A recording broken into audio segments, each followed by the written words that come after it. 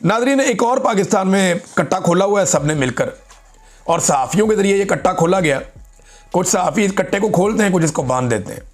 कुछ कहते हैं जी एक नया वंडर बॉय लाया जाएगा, कुछ कहते हैं जी कोई नया वंडर बॉय नहीं आएगा, कुछ कहते हैं जी शहबाज शरीफ को चंद महीने का टाइम मिल गया, शहबाज शरीफ की छुट्टी होने वाली है, लिहाजा नया वज़ीर आज़म लाया जाएगा, उसके बाद या कोई कौमी हुकूमत बना दी जाएगी।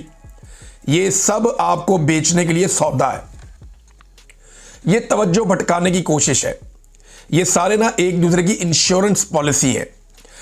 आसिम मुनीर को शहबाज शरीफ जैसा वज़ीर आज़म मिल ही नहीं सकता। ऐसा शानदार खुशामदी वज़ीर आज़म जिसने अक़वाम मुत्तहिदा में खड़े होकर भी नाम लिया, वो नहीं मिल सकता शहबाज शरीफ को, सवाल ही पैदा नहीं होता। आसिम मुनीर को ऐसा वज़ीर आज़म नहीं मिलेगा, जो मर्जी चिराग लेके ढूंढे इतना खिदमत गुजार आदमी नहीं मिलेगा, तो इसको क्यों छोड़ेगा वो। दूसरी बात यह है कि शहबाज शरीफ को आसिम मुनीर जैसा आर्मी चीफ भी नहीं मिलेगा कि 17 सीटों से उठा के वज़ीर आज़म पाकिस्तान बना दिया, और ना सिर्फ 17 सीटों से उठा के पहले वज़ीर आज़म पाकिस्तान बनाया, फिर उसके बाद आहिस्ता आहिस्ता आहिस्ता आहिस्ता करके सादा अक्सरियत भी दिलवा दी, और अगर इसी तरह हालात रहे तो ये 2/3 अक्सरियत भी दिला देंगे। तो शहबाज शरीफ को ऐसा, ये एक दूसरे की इंश्योरेंस पॉलिसी है, ये एक दूसरे के बगैर सांस भी नहीं ले सकते, क्योंकि इन सबको डर है कि इमरान खान और इमरान खान का क्राउड इनको खा जाएगा। तो इमरान खान से बचना है तो इन्होंने एक दूसरे के पीछे छुपना है। मिलिट्री एस्टेब्लिशमेंट ने इन्हीं सियासतदानों के पीछे छुपना है, और इन्हीं सियासतदानों ने मिलिट्री एस्टेब्लिशमेंट का सहारे चलना है। इसके अलावा इनके पास रास्ता कोई नहीं है। अब ये वंडर बॉय कहां से आएगा भाई? वंडर बॉय कहता है, कोई बंदर बॉय कहता है, कोई कहता है जी लफंडर बॉय कहता है, कोई जनाब मुझे अभी मैं एक और डंगर बॉय भी सुन रहा था मैं। ये सारे काम डंगरों वाले ही हो रहे हैं पाकिस्तान में। ये जोन सा मर्जी बॉय ले, पाकिस्तान नहीं चलना है इनसे। ये अगर पैसे मांग तांग के इकट्ठे भी कर लेंगे ना, अवाम को पीस के, अवाम का खून और पसीना निचोड़ के ये पैसा छीन के इकट्ठा भी कर लेंगे ना, तो ये पाकिस्तान को आगे नहीं बढ़ा पाएंगे। उसकी वजह यह है कि पाकिस्तानी जो हैं वो ये नियत कर चुके हैं कि इनके साथ नहीं चलना हमने। पाकिस्तानियों को ये शक्लें ही पसंद नहीं है। जब पाकिस्तानियों को ये लोग पसंद ही नहीं है, पाकिस्तानियों ने इन्हें रिजेक्ट किया हुआ है। थोड़े दिन पहले मैंने आसिम मुनीर को और इमरान खान साहब का एक सर्वे करवाया था। मैं ये कहता हूं जो सबसे तगड़ा अकाउंट है ना एस्टेब्लिशमेंट का, वो भी सर्वे करवा कर देख ले, इमरान खान का मुकाबला आसिम मुनीर, तो आपको लग पता जाएगा कि 5% लोग भी नहीं खड़े होंगे। 28,000 में से हमें सिर्फ 2 बंदे मिले थे मेरे अकाउंट पे।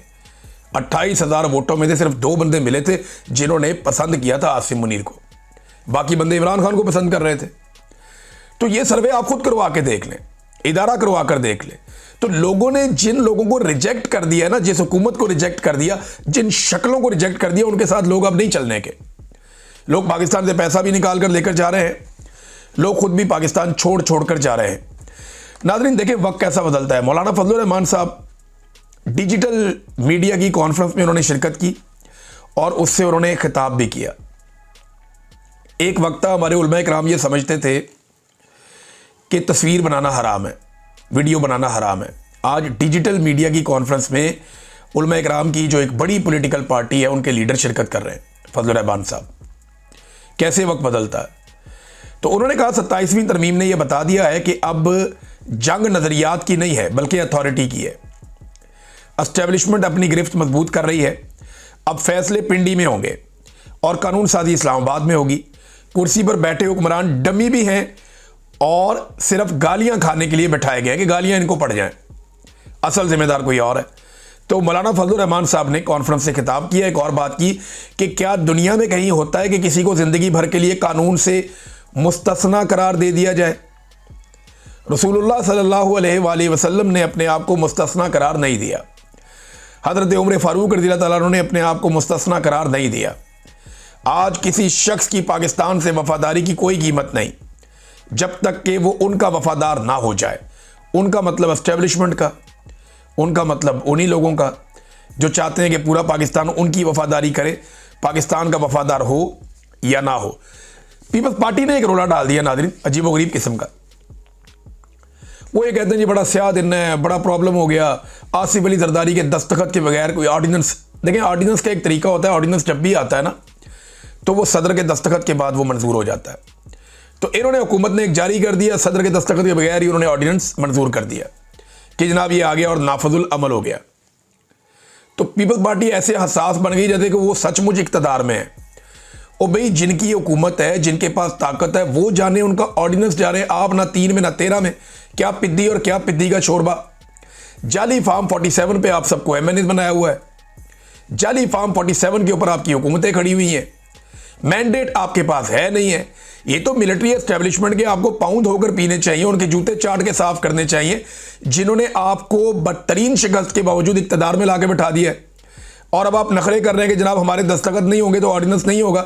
अपनी औकात के अंदर आपको रहना चाहिए। अभी जरदारी साहब को एक झटका देंगे ना वो, तो जरदारी साहब कहेंगे जी बिल्कुल ठीक हो गया, कोई मसला नहीं है।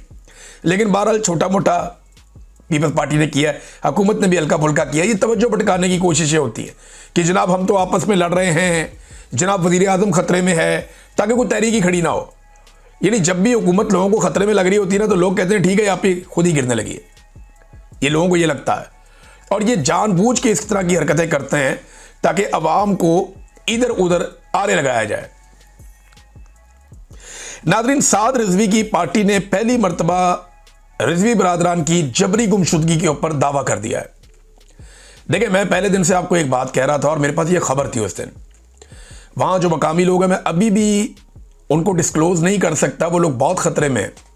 मुझे पहले दिन ये इंफॉर्मेशन मिल गई थी कि रिजवी बरादरान को एजेंसियां उठाकर ले गई हैं, और मैं पहले दिन से आपको ये खबर दे रहा हूं कि वो इदारों की जबरी तौर पे हिरासत में है, उन्हें गुमशुदा किया गया है। बल्कि कुछ सोर्सेज ने मुझे ये भी बताया कि उन्हें कहां रखा गया है। अब वो मुझे कंफर्म नहीं है। देखिए, वो जो सोर्स है उसने ये बात की है, लेकिन मुझे कंफर्म नहीं। लेकिन ये मुझे कंफर्म है कि पहले दिन इनको एजेंसियां उठाकर ले गई थी, और 13 अक्टूबर का ये वाकया है। तो 12 जनवरी को जाके, यानी 3 महीने के बाद, तहरीक लब्बैक का जो शोबा इतलात है उसने पहली मरतबा ये बात कंफर्म की कि जो रिजवी बरादरान है वो जबरी तौर पर गैर आईनी और गैर कानूनी एजेंसियों की हिरासत में है। तो आप अंदाजा करें, ये पाकिस्तान में रूल ऑफ लॉ है। ये पाकिस्तान में आइन और कानून की हुक्मरानी है कि 2 भाई हैं, दोनों को उठा लिया, मौलवियों को, और उठा के, चाहे वो बहुत बड़े मुजरिम हो, चाहे वो बहुत ही गलत लोग हों, मेरे उनसे 100 इख्तलाफात हो सकते हैं, और मेरी तो उन्होंने जान भी खतरे में डाली 1-2 दफ़ा। मेरे साथ तो बहुत बदतमीजी की है इन्होंने, तहरीक लब्बैक वालों ने। हमसे तो दू बदू आमने सामने आके लड़े हैं। लेकिन इसके बावजूद मैं कहता हूं कि ये क्या बकवास है कि आप उठाएं और उठा के किसी को जबरी तौर पे लापता कर दें। भाई छोड़ो उनको, उन्हें उनके घर आने दें। अगर आपने पकड़ना है तो कानून के मुताबिक पकड़ें, उनके ऊपर मुकदमा दर्ज करें। ये बड़ी सख्त ज्यादती उनके साथ की जा रही है। नाज़रीन, एक और दावा पाकिस्तान में सामने आ रहा है, और बड़ा इंटरेस्टिंग दावा है कि पाकिस्तान जो है वो जेट तैयारे बना रहा है, जो दुनिया को बेच के पाकिस्तान बहुत ज्यादा पैसा कमाने लगा है, और इससे पाकिस्तान बहुत अमीर हो जाएगा। अलीम खान ने एक अजीबोगरीब किस्म का जलसा किया। अजीबोगरीब इसलिए कह रहा हूं कि बंदा उनकी बात ही नहीं सुन रहा था। सारे बंदे रोटी का वेट कर रहे थे, लोग आपस में बातें कर रहे हैं, वो सामने लीडर बातें लोगों से कर रहा है। ये नवाज शरीफ के साथ भी होता है। जब बयानिया नहीं होता ना लीडर के पास, तो वो बेचारे पैसे वैसे दे के बंदे इकट्ठे करके खाना पूरी करते रहते हैं। तो अलीम खान ने भी ये बात की, कुछ और लोगों ने भी ये बात की ना, हमारे तैयारे बहुत बिकने वाले हैं, उन तैयारों से हमें बहुत ज़्यादा डॉलर्स मिलने वाले हैं। तो कहानी है क्या, मैं आपको बताता हूँ। एक तो अगर कोई ये समझता है कि ये अरब ममालिक हमसे तैयारे लेंगे और ख़ुद इस्तेमाल करेंगे, तो मुझे नहीं लगता, क्योंकि वो अमेरिकन तैयारे लेते हैं और वो इस्तेमाल करते हैं। अमेरिकन कभी नहीं चाहेंगे कि चाइना के हथियार ये ममालिक खरीदें, नंबर 1। नंबर 2, एक और चीज़ आप अपने जहन में रखिएगा कि हमने अरब ममालिक के पैसे देने हैं, तो हो सकता है किसी और को तैयारे बेच के वो अपने पैसे पूरे कर लें और बीच में एक डीलर के तौर पे आ जाए। होता है, ये भी होता है। ये जो लोग इकॉनमी को समझते हैं उनको ये पता है कि कैसे होता है। अब तक इतने, अपना ख्याल रखिएगा, अपने चैनल का भी। अल्लाह हाफिज़।